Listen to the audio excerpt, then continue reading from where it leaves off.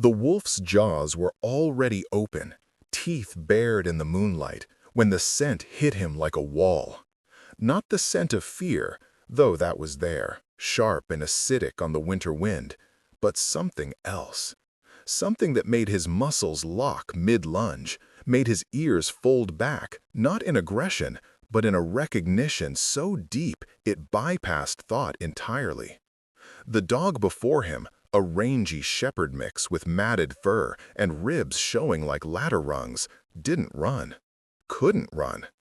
And beside her, barely visible in the snow-crusted hollow of a fallen pine, something stirred with the faintest mewling cry.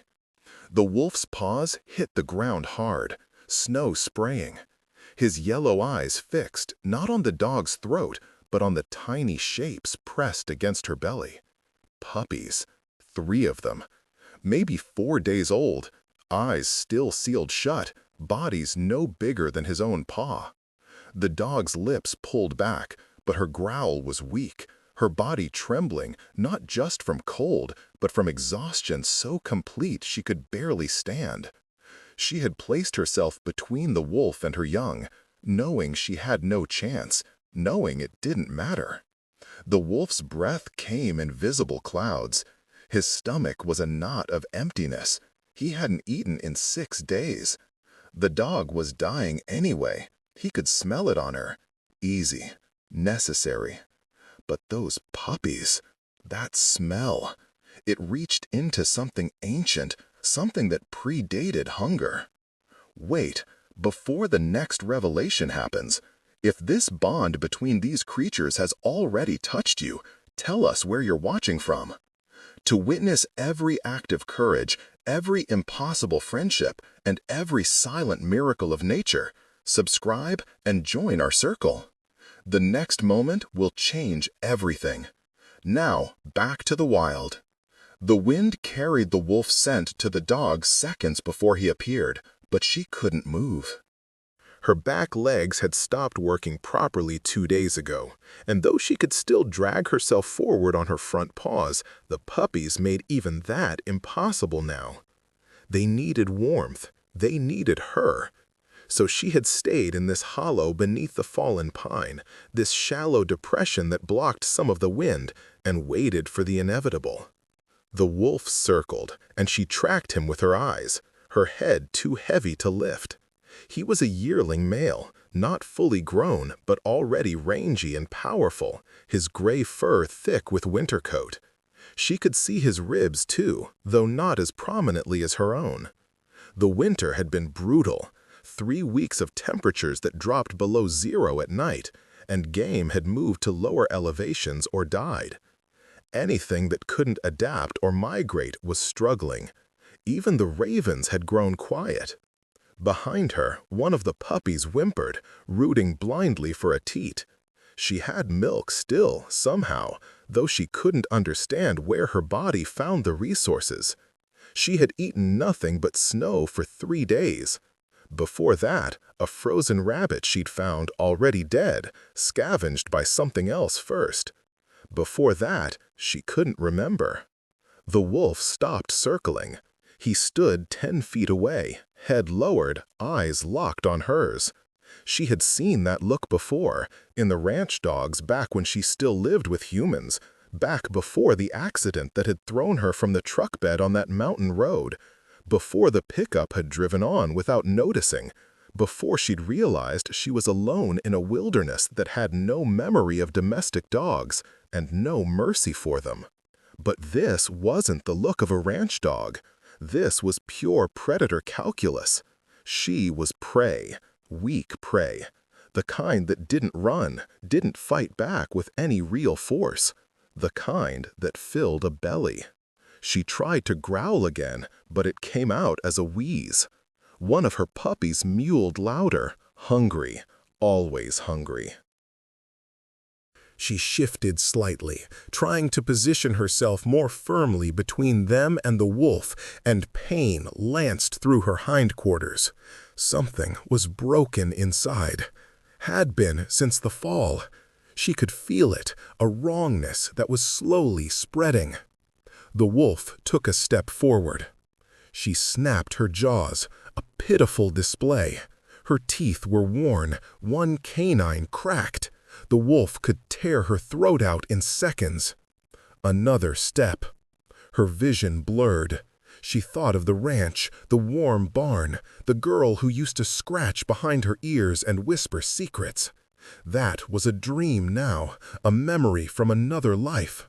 This was real, the cold, the wolf, the tiny bodies behind her that depended on her completely. The wolf lunged. She closed her eyes. But the tearing of flesh didn't come.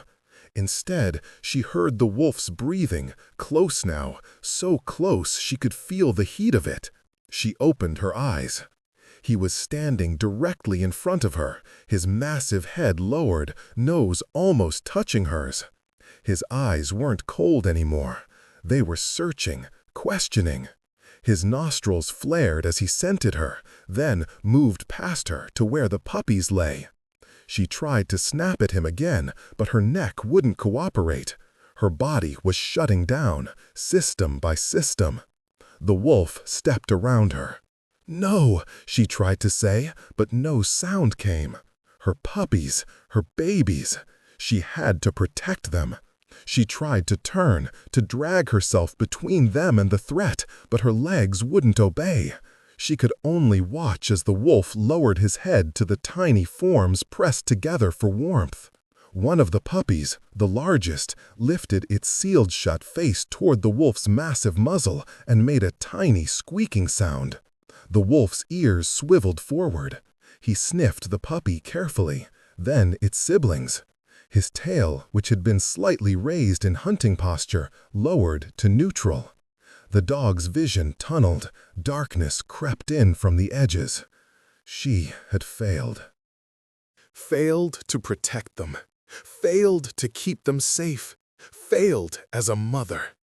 The last thing she would see was this wolf discovering her helpless puppies. But the wolf didn't bite. He didn't snap or tear. He stood over them for a long moment, perfectly still, as if considering something that had no easy answer. Then he turned and looked back at her. Their eyes met across the small distance. In that gaze, she saw something she hadn't expected. Not hunger, not even pity, recognition. As if he saw in her something he understood. The desperate, impossible love that makes a mother defend young she has no hope of protecting. As if he had known that love himself, or known someone who had.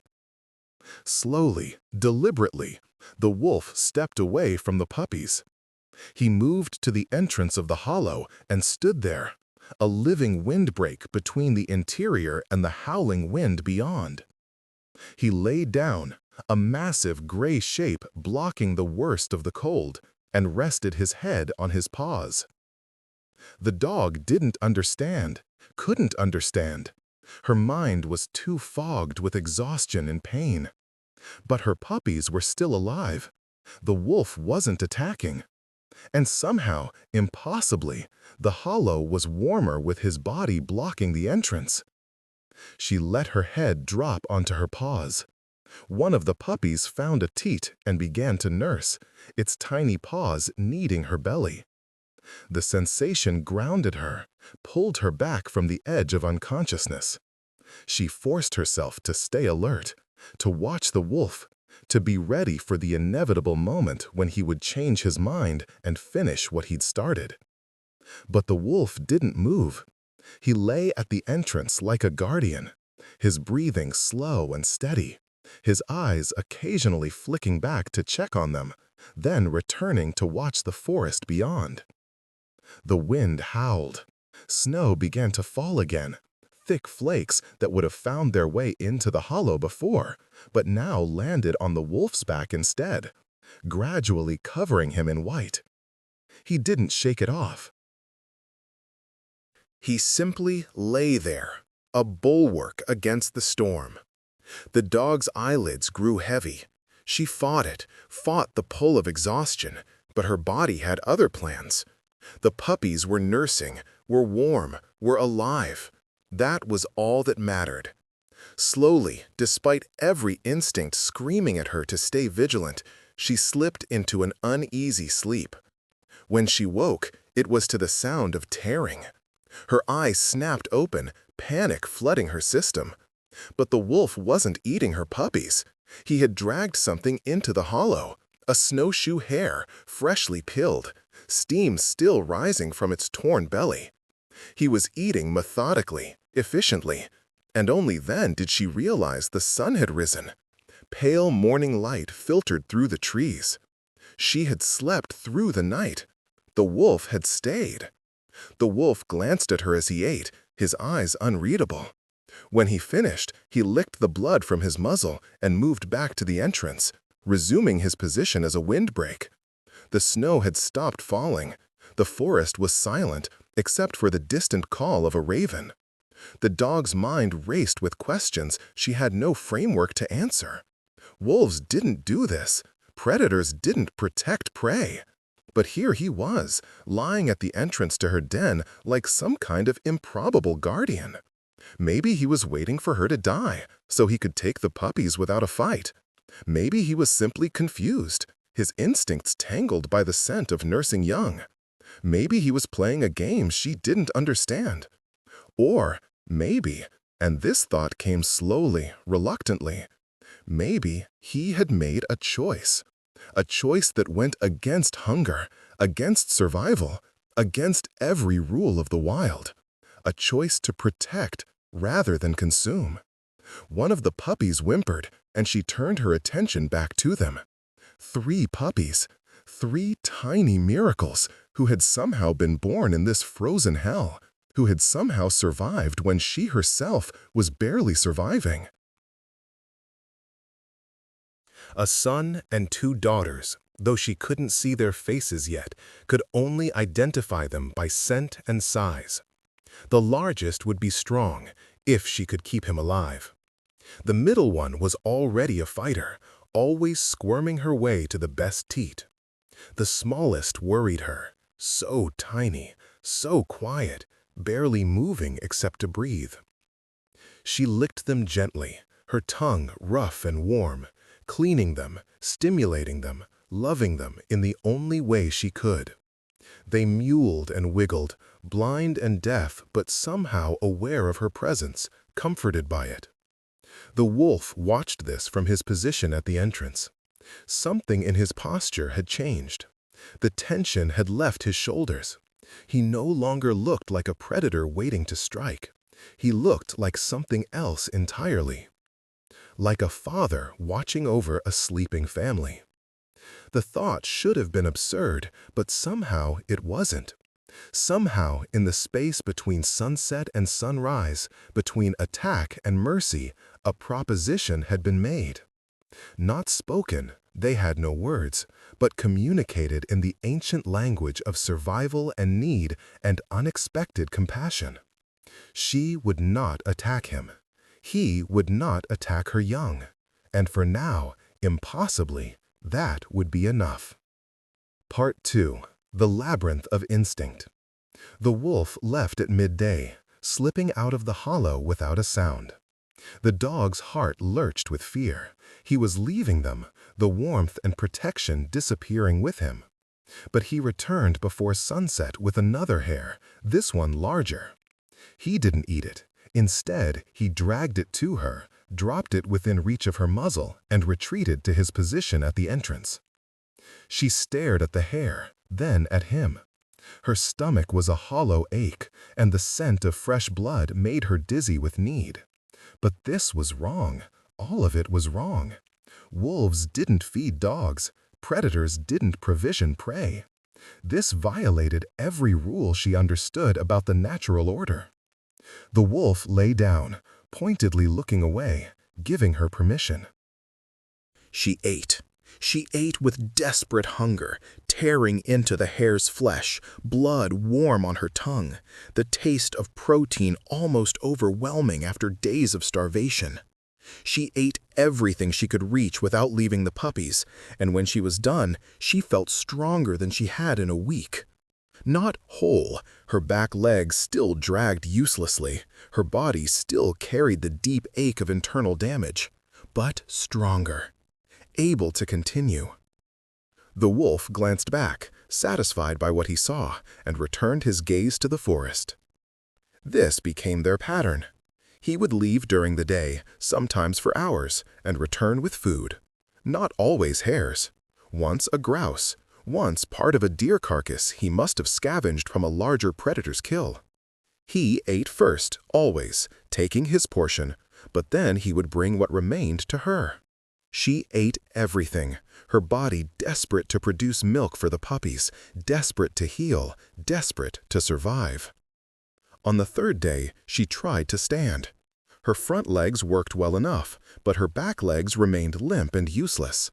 She dragged herself forward a few feet, testing her mobility, and one of the puppies tumbled away from her belly, mewling in confusion. Before she could drag herself back, the wolf was there, using his nose to gently nudge the puppy back to its siblings. His touch was careful, precise, the same gentle pressure a mother would use. The dog froze, expecting what? Aggression? Possession? But the wolf simply positioned the puppy correctly and stepped back, returning to his post. She looked at him with new eyes. He wasn't guarding her. He was guarding all of them, the puppies, her, the hollow itself, as if this strange little family was now his pack, his responsibility. By the fifth day, the puppies had grown noticeably. Their tiny bodies were filling out, becoming round with milk fat. They still couldn't see or hear, still existed in a world of scent and touch and warmth, but they were stronger, more active. The largest one, the son, was already trying to crawl, his legs splaying comically as he pushed against his sisters. The wolf seemed fascinated by them. When he was at the entrance, she would sometimes catch him watching them with an intensity that should have frightened her, but somehow didn't. Once, when the smallest puppy, the quiet daughter who worried her, began to shiver despite being pressed against her mother's belly, the wolf moved closer and laid down beside the dog, his larger body providing additional heat. The puppy stopped shivering. The wolf stayed. They didn't touch, she and the wolf. They maintained a careful distance, a respect for boundaries. But they were aware of each other constantly, attuned to the smallest movements and sounds. When she shifted to nurse the puppies, he would glance over to ensure everything was well. When he tensed at a sound from outside, she would strain to hear what had alerted him, trusting his superior senses. The forest around them was not kind. Twice she heard the yipping calls of coyotes passing nearby, and the wolf would rise to his feet, hackles raised, a low warning growl rumbling in his chest. The coyotes never came close. Once a mountain lion screamed in the darkness, and the wolf moved to stand directly over the puppies, his body a living shield until the sound faded into the distance. And once, on the seventh day, humans came. She heard them before the wolf did, the crunch of boots on snow, the low murmur of voices. Her ears perked forward, and a complicated cascade of emotions washed through her. Humans meant safety, rescue, warmth. But humans also meant the ranch, the barn, the life she'd lost. Humans meant leaving this hollow, these puppies, and strangely, this wolf. The wolf heard them a moment later and reacted with pure instinct. He bolted from the hollow, disappearing into the forest like smoke. The dog watched him go, feeling an unexpected pang of loss, then turned back to her puppies. The voices grew closer. Probably just animal tracks, Jake. No, I'm telling you, I saw smoke or steam or something. Like breath. Something's alive up here. Everything's alive up here. That's why they call it wilderness. Not in this cold. Most animals are denned up or moved down slope. Whatever I saw. The voices stopped. She knew they had found the hollow. Could imagine them seeing the depression beneath the fallen pine. Seeing her. Jesus, is that a dog? Looks like it. How the hell did a dog get all the way up here? Look at her legs. She's hurt. Can't walk. Are those puppies? A pause. Then, yeah, 3 of them. Maybe a week old. We need to get her out of here. She'll die if we leave her. The dog heard all of this, but couldn't process it. Her mind was split between relief and fear. Relief that humans had found her, that there might be help. Fear of what would happen to the wolf, to the strange bond they had formed, to this impossible situation. She felt hands on her, gentle but firm. Someone was checking her over, running expert fingers along her spine, her legs, her ribs. She's pretty far gone, malnourished, hypothermic, and I think she's got internal injuries. She shouldn't even be alive. But she is, and so are those pups. How did she keep them alive? There's no food source up here, nothing. Look at this, rabbit fur, fresh blood. She's been eating recently. How? She can't even walk. A longer pause. The dog could feel the confusion, could sense them trying to piece together a mystery that made no sense. Maybe she had a cache. Maybe she found carrion. Maybe. But they didn't sound convinced. One of them was looking around, scanning the forest, and she wondered if he could see what she saw. The wolf, watching from behind a screen of evergreens 50 yards away, his yellow eyes fixed on the scene with an intensity that bordered on aggressive. We need to move fast. Radio base camp, get a sled up here. Well, take her down to the vet in town. What about the pups? They come too, the whole family. The whole family? The words echoed strangely. Yes, they were a family, her and the puppies. But something in her wanted to include the wolf in that word, wanted to honor what he had done, what he had been to them. The humans worked efficiently. One of them radioed down the mountain, while the other fashioned a makeshift sled from a tarp and branches. They placed her on it carefully, then nestled the puppies against her belly. She could smell their anxiety, their fear of the strange humans, and the strange situation. But they settled against her warmth and quieted. As they began to pull the sled down the mountain, she looked back. The wolf had moved closer, following at a distance, his body language uncertain. He would take a few steps forward, then stop, then take a few more. He was caught between instinct, stay away from humans, and something else, something that wanted to follow, to ensure they were safe, to not let this fragile pack dissolve. One of the humans noticed. Hey, there's a wolf tracking us. Where? Back there, in the trees. Young male, looks like. The other human turned, squinting. You think he's been stalking the dog, waiting for her to die? Maybe, or maybe he's just curious. They continued down the mountain, and the wolf continued to follow, a gray shadow slipping between the trees. She watched him as long as she could, until the angle of the sled made it impossible to see behind them anymore. Even then, she could feel his presence, could sense him there in the forest, reluctant to let them go. The journey down took hours. The humans stopped frequently to rest and check on her and the puppies. They gave her water from a canteen, and she drank gratefully, the cold liquid soothing her parched throat. The puppies squirmed and mewled, confused by the movement, but trusting her warmth. By the time they reached the base camp, it was nearly dark. She could hear a vehicle engine, could smell gasoline and humans and civilization. The world she had come from rushing back to claim her. They loaded her and the puppies into a truck, not the same truck that had lost her, but similar enough to make her heart clench with memory. The humans were talking, making plans, discussing veterinary care and foster placement and survival odds. But she wasn't listening. She was looking out the small window in the truck bed, searching the darkening forest for a glimpse of gray fur, for the yellow eyes that had watched over her when everything else had given up. She didn't see him. The forest had swallowed him whole, taking him back into its depths. The truck started moving, and she felt something tear inside her chest. Not a physical injury, something deeper. A connection being severed, a bond being broken. She wanted to bark, to howl, to call him back somehow, but she had no voice for it. Instead, she laid her head down on her paws and felt the puppies nuzzle against her, oblivious to what they were leaving behind. The wolf who had saved them, the impossible guardian who had chosen mercy over hunger. The truck descended the mountain, taking them toward warmth and safety and healing. But with every mile, she felt the loss more acutely. She had not said goodbye. She had not thanked him.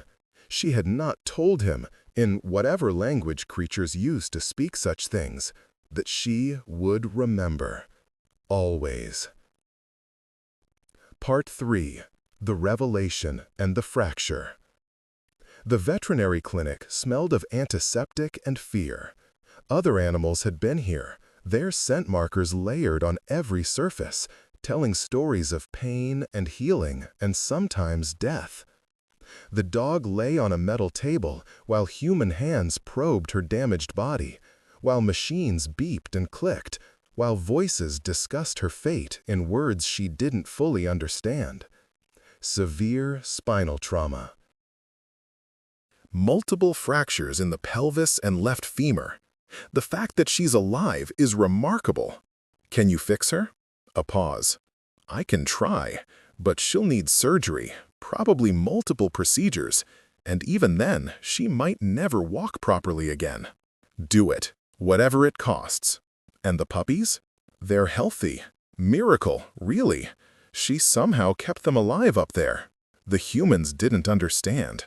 It wasn't she who had kept the puppies alive, not alone. It was him, the wolf with yellow eyes and careful teeth, who had brought food and warmth when she had nothing left to give.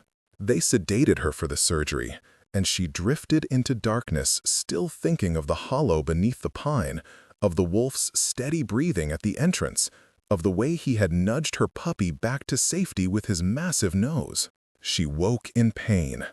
Deep, throbbing pain that made her whimper despite herself. But she could feel bandages wrapped around her hindquarters, could feel the strange rigidity of pins and plates holding her bones in place. And beside her, in a warm box lined with blankets, her puppies slept in a pile, their tiny bodies rising and falling with each breath. The recovery was long. She spent days in a kennel at the clinic, watched over by veterinary techs who changed her bandages and offered her food she had no appetite for. The puppies grew rapidly, their eyes opening on the 10th day of their lives to reveal blue-gray pupils that would eventually darken to brown. They began to hear on the 12th day, their tiny ears perking up at sounds, their heads swiveling towards voices. And they began to move. Clumsy at first, all legs and tumbles, but determined. The largest son was the first to walk properly, his body strong and confident. The middle daughter was the most vocal, yipping and barking at everything. And the smallest daughter, the quiet one, remained reserved, watching her siblings with solemn eyes before attempting anything herself. The dog watched them with fierce pride and equally fierce grief. They would never know the wolf, would never understand what he had done for them, how he had changed the course of their lives. They would grow up thinking their mother had saved them alone, never knowing about the impossible guardian who had chosen to protect rather than consume. On the 15th day, a woman came to the clinic. She had kind eyes and gentle hands, and when she saw the dog, something shifted in her expression. "This is the one from the mountain?" "Yes, we call her Luna. The pups are doing great, but she's still recovering. It'll be months before we know if she'll walk again." The woman knelt beside the kennel, and the dog smelled her carefully. There was something familiar about her scent, something that reminded her of the ranch, of the girl who used to whisper secrets. Not the same person, but the same type of kindness. "Hello, Luna," the woman said softly. "You've been through hell, haven't you?" The dog's tail thumped once, weakly. "I run a sanctuary for special needs animals. Dogs who can't be adopted normally because of medical issues or behavioral problems. I'd like to take you in, if you'll have me, you and your babies." The dog didn't understand the words, but she understood the tone. Safety, home, a place to heal. The woman reached through the kennel bars and scratched behind the dog's ears, in exactly the spot that had always made her relax. The dog closed her eyes, leaning into the touch, and for the first time since the mountain, felt something like peace. They moved to the sanctuary a week later. It was a large property with multiple buildings, fenced yards, and forest access. The woman, her name was Sarah, the dog learned from hearing it repeated, gave them a private room in the main house, warm and quiet, where the puppies could explore safely while she continued to recover. Physical therapy started on the 20th day. Sarah would help her stand, supporting her back legs, encouraging her to put weight on them.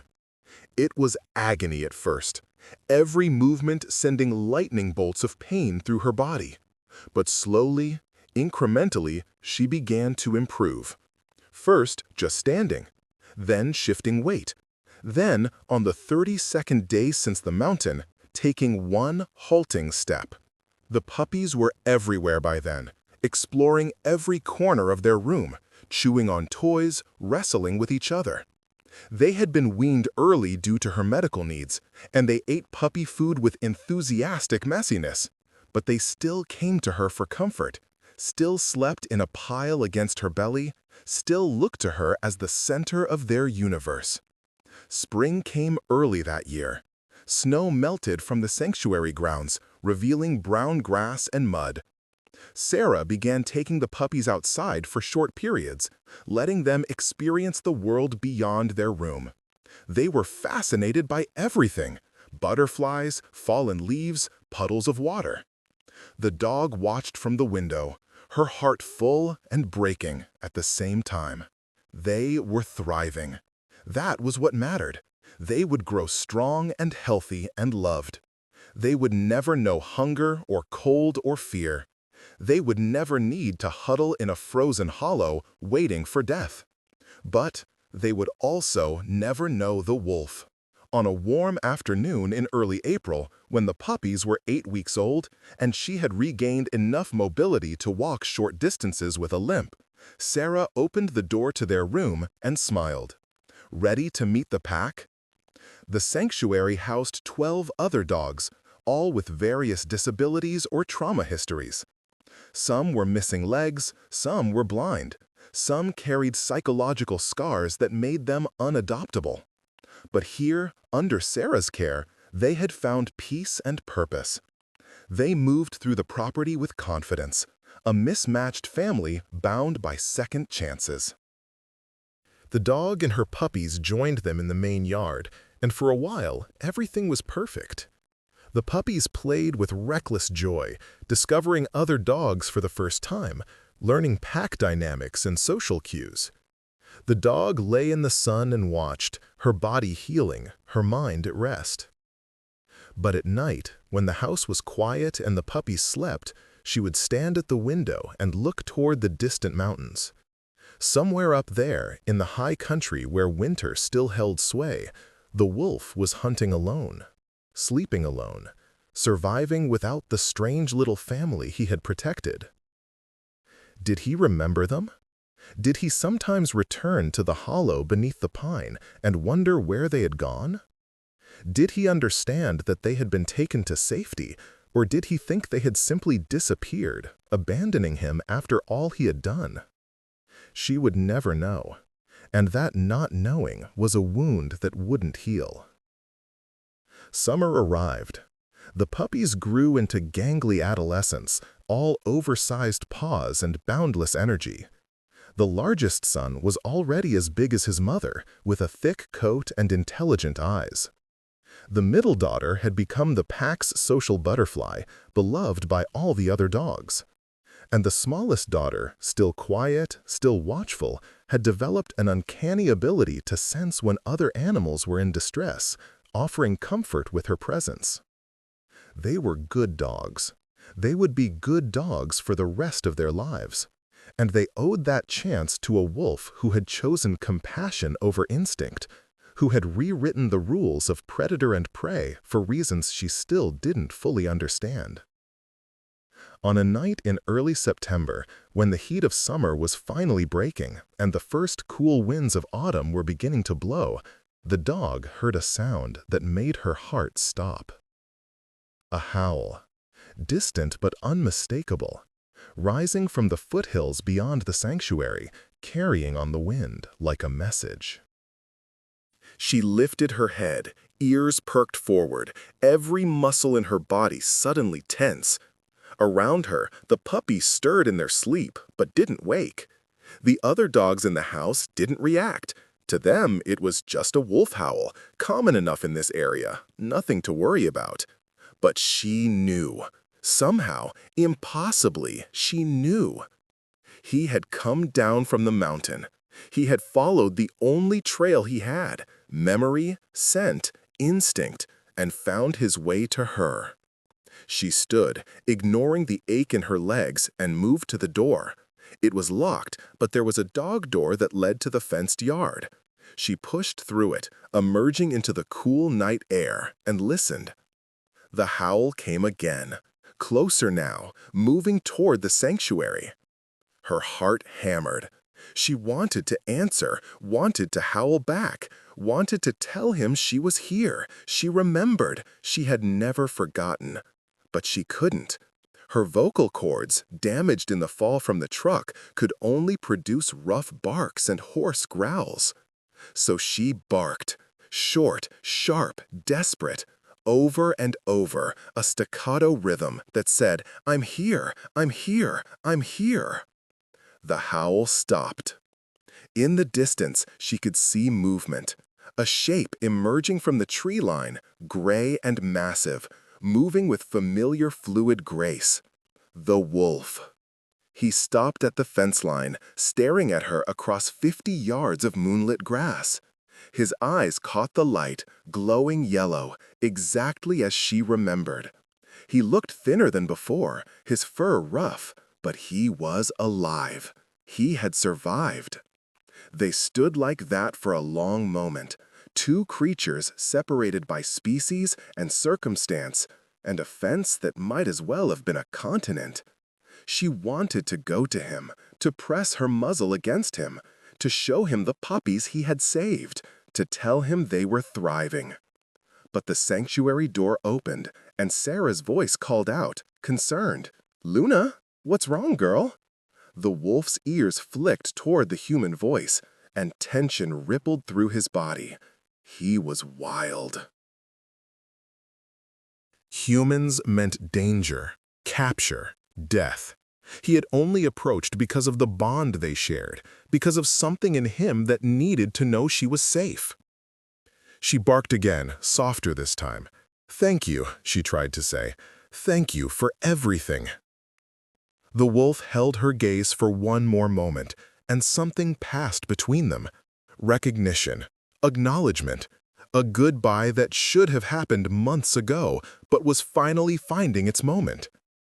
Then he turned and melted back into the trees, his gray form disappearing into shadow as if he had never been there at all. "Luna," Sarah was beside her now, looking out at the forest with a confused expression. "What did you see?" "Nothing," the dog might have said if she could speak. "Everything." She let Sarah guide her back into the house, back to the warmth and safety and sleeping puppies. But something had shifted. The wound in her chest, the one that had ached since leaving the mountain, had finally begun to close. He knew she was safe. He knew the puppies had survived. He knew that the impossible thing they had created together, that fragile bond between predator and prey, had not been in vain. It was enough. It had to be. Part 4. The Return and the Trial. But it wasn't enough, not for the wolf. He had come down from the mountain driven by something he couldn't name, a pull that overrode his every instinct for self-preservation. The pack he had been born into had driven him out that winter, as yearling males always were, and he had been alone ever since. Alone when he found the dying dog, alone when he chose to protect instead of consume, alone when the humans took them away. He had returned to the hollow beneath the pine countless times that winter, hoping to find them there again, hoping to recapture that strange sense of purpose and belonging he had felt while guarding them. But the hollow was always empty. Just snow and memories, and the faint scent of dog and milk that faded more with each passing day. Spring had been lean. He had learned to hunt alone, to survive without a pack's cooperation, but it was harder than he had expected. Rabbits were fast and clever. Deer were too large for a lone wolf to bring down. He ate what he could scavenge, fought coyotes for carrion, and slowly, stubbornly learned the skills he needed. But every night he thought of them. The exhausted dog with the broken legs. The tiny puppies, blind and helpless. The way they had trusted him, despite everything evolution said they shouldn't. The way he had felt, lying at the entrance to their hollow, knowing they were safe behind him. He had felt like part of something, like he belonged. That feeling haunted him through the long summer months. He ranged far and wide, searching for the scent trail the humans had left, following it down the mountain, through valleys, across rivers, until finally, impossibly, he found them. The sanctuary was a confusion of smells, many dogs, all of them domestic, all of them safe. He had approached carefully, expecting guards or guns, or the aggressive defense of territory. But the humans here were different. They moved slowly, spoke softly, treated the dogs with a gentleness he had never witnessed before. And then he had seen her. His dog. No longer thin and broken, but standing strong, barking at him with a voice he recognized deep in his bones. The fence that separated them had looked flimsy enough to clear in a single leap, but the human presence kept him back. They would never allow a wild wolf into their sanctuary. They would see him as a threat, a predator come to kill their charges. And they wouldn't be wrong. By every rule of nature, that's exactly what he was. He had retreated into the forest, planning to resume the solitary life he had always been destined for. But then, the puppies appeared. It was 3 nights later, and he had been unable to leave the area, unable to break whatever invisible tether kept pulling him back. He was lying in a thicket at the edge of the sanctuary property when he heard them. Young voices, playful yips, the distinctive clumsiness of adolescent dogs learning their limits. 4 shapes emerged from the dog door into the fenced yard. Not tiny puppies anymore, but half-grown, gangly, bursting with energy. They tumbled over each other, play-fighting in the moonlight, and he recognized them immediately. The large son, already showing signs of the powerful bill he would carry into adulthood. The middle daughter, confident and boisterous. The smallest daughter, moving carefully, watching her siblings before joining in. His puppies, the ones he had guarded, the ones he had brought food for indirectly by keeping their mother alive. They had survived. They were healthy. They were thriving. Something in his chest expanded painfully, a feeling too large for his body to contain. Pride. That's what humans might have called it.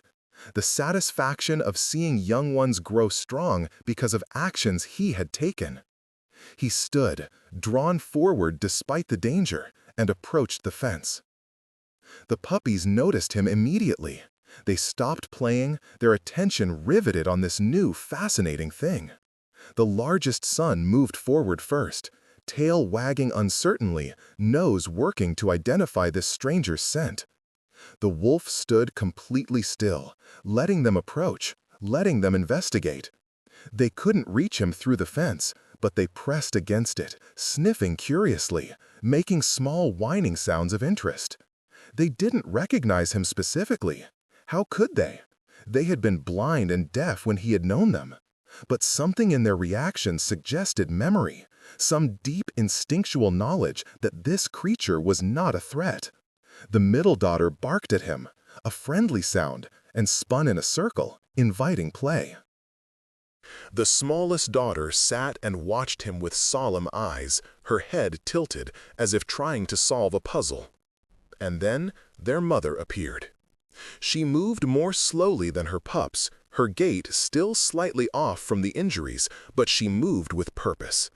She pushed through the dog door and crossed the yard in seconds, placing herself between the puppies and the fence, between her young and the wolf. She was protecting them. Even now, even when they were nearly grown, and he had proven himself harmless. The instinct ran too deep to ignore. But then she looked at him, and her body language changed. The tension left her shoulders. Her tail, which had been low and stiff, rose slightly and began to wag. She recognized him, knew him, and she was not afraid. She moved forward, pressing her nose against the fence, as close to him as she could get. He lowered his head and touched his nose to hers through the chain link, and for a moment they simply stood there, breathing each other's scent, remembering. The puppies watched this interaction with confusion. Their mother never greeted strangers like this. She was always cautious, protective. But with this wolf, she showed trust, even affection. The largest son approached next, emboldened by his mother's reaction. He pressed his nose against the fence near the wolf's, sniffing carefully, and the wolf sniffed back.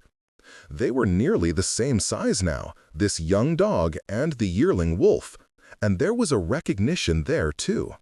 Not memory, but something genetic. The acknowledgement between canines, the understanding that despite their differences, they were more similar than not. The wolf looked at each of the puppies in turn, memorizing them. This was why he had come. Not just to see the dog who had changed something in him, but to see the results. To know that his choice, that impossible, instinct-defying choice to protect instead of consume, had mattered. It had. They were alive. They were loved. They were safe. It was enough. It had to be. He stepped back from the fence, and the dog whined softly, a sound of protest. She didn't want him to leave. Neither did he. But there was no future where a wild wolf and domestic dogs lived together in harmony. The humans would never allow it, and even if they did, he belonged to the wild. He needed the forest, the hunt, the harsh freedom of surviving on his own terms. He turned to go.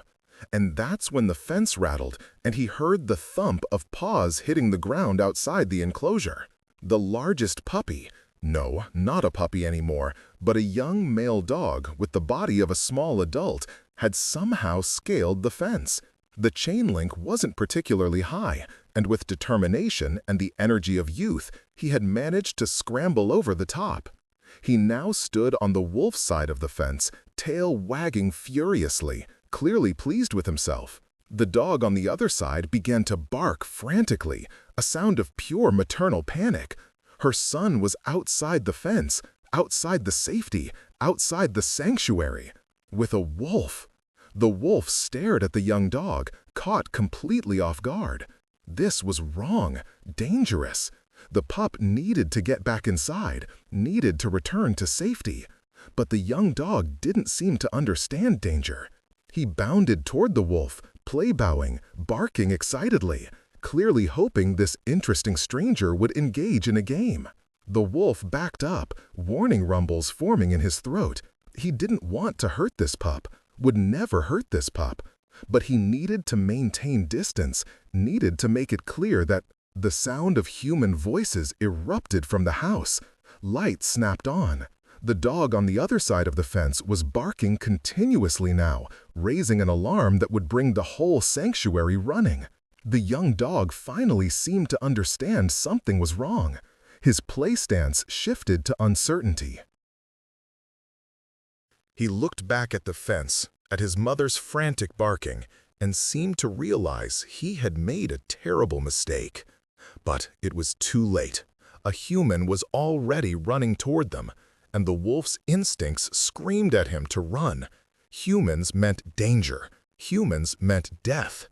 But he couldn't run, not with the pup standing there confused and frightened, trapped between two worlds. The wolf made a decision. He moved forward quickly, using his body to herd the young dog back toward the fence, pushing him with his shoulder, using his mass to guide him. The pup stumbled, confused, but obeyed the pressure, moving back toward the chain-link barrier. The human was closer now, shouting. The wolf could see it was Sarah, the kind-eyed woman who ran the sanctuary, and she was carrying something. Not a gun, but something else. A net? A capture device? He got the young dog to the fence, and then did something that went against every survival instinct. He stayed there, putting his body between the pup and the approaching human, making himself the threat, the target, drawing attention away from the dog, who didn't understand what he had done wrong. Sarah stopped 10 feet away, and the wolf could see the confusion in her face. She had expected an attack, a predator savaging her charge. Instead, she was watching a wolf protect a dog from her, the human, the presumed rescuer. "Easy," she said softly, her voice calm despite the adrenaline that must have been surging through her.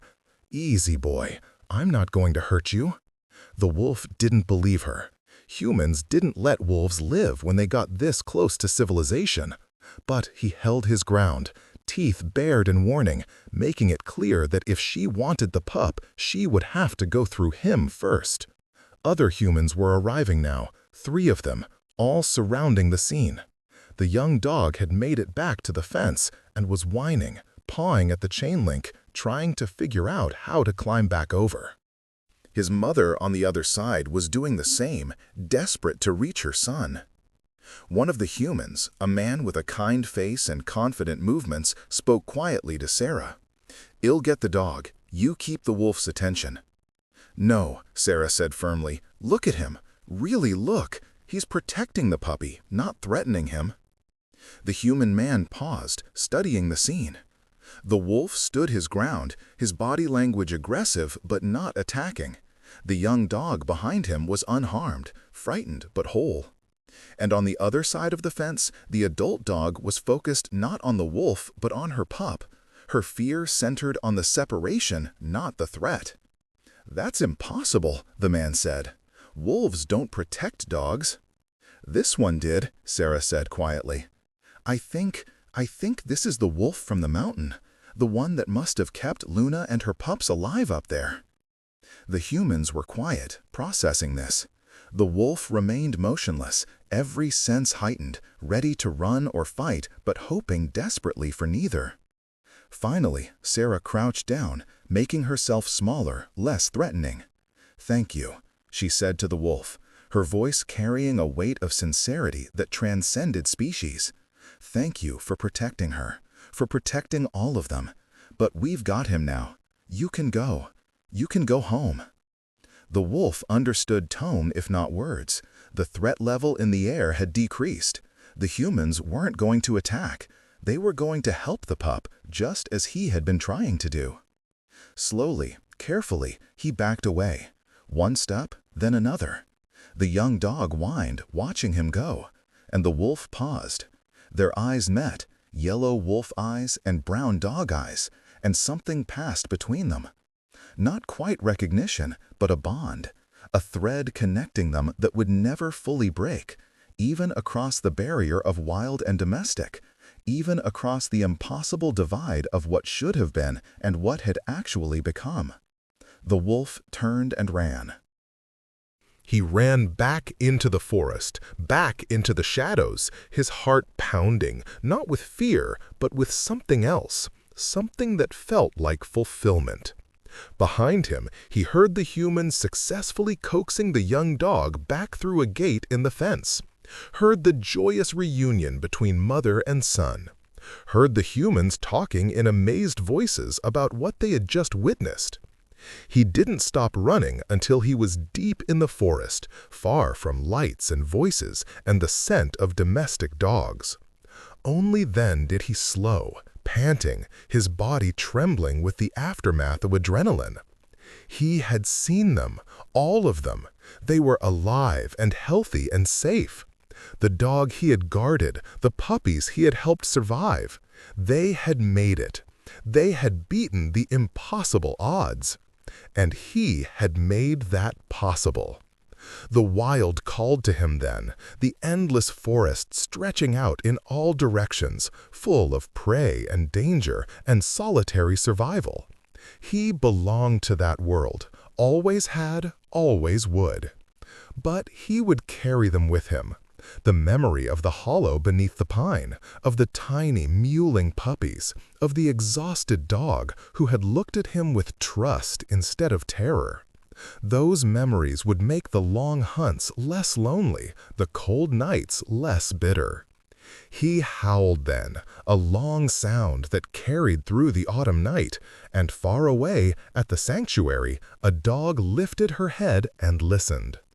Part 5. The Resolution and Renewal. Winter came again, completing the circle. The wolf had returned to the high country, to the territory where he had first encountered the dog and her impossible puppies. He was larger now, more experienced, a fully mature predator capable of taking down deer on his own. He had survived a year alone, had learned the rhythms of his territory, had become what nature had always intended him to become. But he was still alone. Pack howls occasionally echoed through the mountains, his birth pack, now accepting new yearlings of their own, the cycle continuing. But when he answered those howls, he was met with warning growls and territorial aggression. He had left. He could not return. That was the way of wolves. He hunted, he survived, and he remembered. He visited the hollow beneath the fallen pine sometimes, though it held nothing now but snow and the ghost of a scent that had long since faded. Other animals used it occasionally for shelter, foxes, raccoons, even a black bear one spring.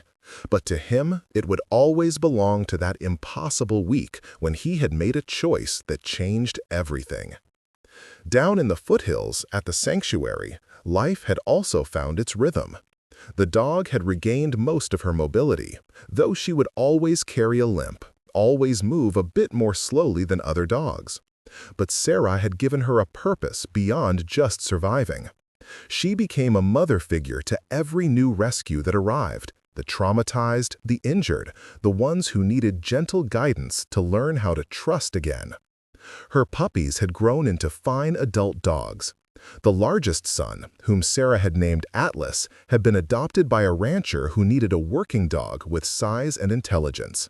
He lived on a sprawling property at the base of the mountains, helping herd cattle, living a life that kept him closer to the wild than most domestic dogs ever got. Sometimes, at night, he would hear wolf howls in the distance and feel an inexplicable pull toward them, a sense of recognition he couldn't quite name. The middle daughter, called Joy for her irrepressible spirit, had gone to a family with young children. She was exactly what they needed: playful, patient, endlessly forgiving of ear-pulling and clumsy hugs. She lived a life of comfort and love, and though she never thought about the mountain or the cold or the wolf, something in her genes remembered protection, remembered the scent of a guardian who defied nature to keep her safe. The smallest daughter, the quiet one Sarah named Grace, had stayed at the sanctuary. She had found her calling working with the most damaged rescues, the ones who flinched at shadows and cowered from kindness. She would lie beside them for hours, her presence calm and steady, until slowly they began to trust. She had inherited something from both her parents, her mother's resilience and something else, something that might have come from a wolf's patience, a predator's understanding that some things cannot be rushed. The dog, Luna, as she would always be called now, watched her daughter work with pride. 3 puppies born in a frozen hell, all of them thriving, all of them good. Against every odd, they had survived and found their purposes. But on cold nights, Luna still went to the fence line and looked toward the mountains. Sarah noticed this habit and said nothing. She understood that some bonds transcend explanation, that sometimes the wild and the domestic touch in ways that leave permanent marks. The years passed. The wolf grew older, more scarred, more successful as a hunter. He had brief encounters with other dispersed wolves, sometimes aggressive, sometimes neutral, once a female who lingered for 3 days before moving on. He remained alone, but he had learned that alone was not the same as lonely. He had purpose, he had territory, he had memories of a time when he had been part of something, even if that something had been impossible. 4 winters after the hollow beneath the pine, Sarah noticed Luna was pregnant again. It shouldn't have been possible. Luna was older now, had been spayed at the sanctuary as a matter of policy. But somehow, impossibly, she was carrying puppies.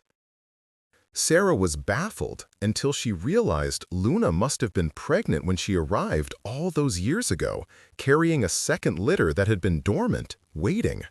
It was rare, but it happened sometimes, nature finding a way. Or maybe it was something else. Maybe it was the universe acknowledging a debt, giving this brave mother one more chance at the miracle she had fought so hard to protect the first time. Luna gave birth to 2 puppies in the safety of the sanctuary, in a warm room prepared specifically for her, with Sarah present to help if needed. But Luna needed no help. She had done this before, in circumstances far more dire. This time was easy by comparison. The puppies were healthy, robust, with thick fur and strong bodies. And when they opened their eyes, Sarah caught her breath. One of them, the female, had eyes that were not quite brown. They were amber, catching the light like a wolf's eyes. It was impossible, of course, completely impossible. But Sarah had learned, in her years running the sanctuary, that nature didn't particularly care about what humans considered possible. She named the puppies Hope and Wild.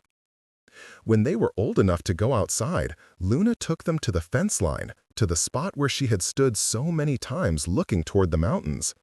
The puppies played in the grass, oblivious to the significance of the location. But Luna stood and watched the distant peaks, and something in her posture was different. Not mournful anymore, peaceful, complete. She had survived. Her puppies had survived. And somewhere in those mountains, a wolf who had chosen mercy over hunger was surviving too.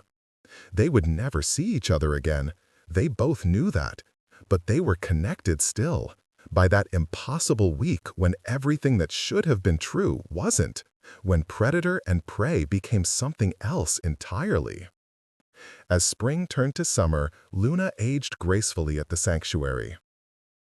She had lived longer than any dog had a right to expect given her injuries.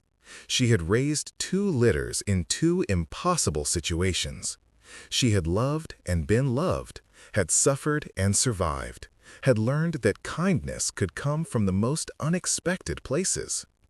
On a warm evening in late June, she lay in the yard while her youngest puppies played nearby. The sun was setting, painting the mountains in shades of orange and gold. She was tired, the good kind of tired, where a long life well lived settles into your bones and makes rest feel earned. She closed her eyes, listening to her puppy's happy sounds, feeling the warmth of the sun on her fur. And in that moment, she felt content. She had done everything a mother could do. She had protected, provided, survived. She had beaten impossible odds and saved lives that mattered.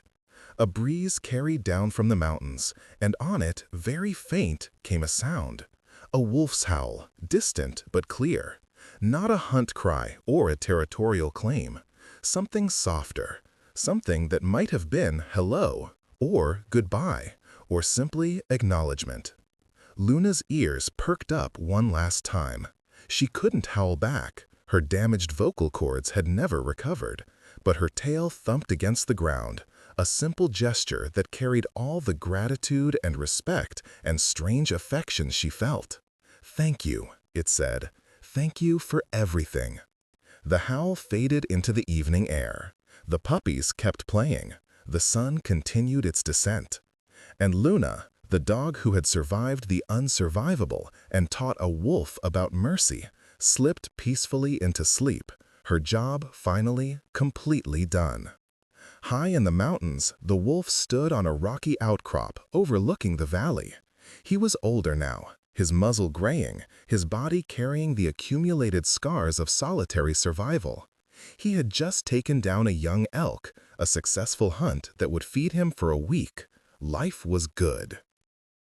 He looked toward the foothills, toward the place where the sanctuary existed, though he couldn't see it from this distance. He had not approached in years, had no reason to, but he thought of them sometimes, wondered if they remembered him at all. The wind shifted, and for just a moment he caught a scent on it, faint, almost imaginary. The scent of dog and puppy and milk and safety. The scent of that week beneath the pine when he had been part of something greater than himself. He lifted his head and howled, not for territory or pack or prey, but for memory, for the recognition that some moments transcend species and circumstance, for the acknowledgement that he had been changed by an impossible choice, and that change had made him more, not less. The mountains echoed his howl back to him, and somewhere in the valley below, he imagined a dog's tail thumping in understanding. Then he turned and padded back to his kill, back to his solitary life, carrying with him always the memory of impossible puppies and an exhausted mother, and a week when everything he thought he knew about himself turned out to be incomplete. He was a wolf, predator, hunter, survivor. But he had also been something else once, a guardian, a protector, a presence that shows mercy when hunger demanded cruelty. And that choice, that impossible, instinct-defying choice, would echo through bloodlines and memories and the strange spaces between wild and tame for generations to come. The sun set over the mountains, painting the snow-capped peaks in fire. The wolf settled down to eat, his amber eyes reflecting the last light of day. And in that light, for just a moment, he looked almost gentle, almost like someone who had loved.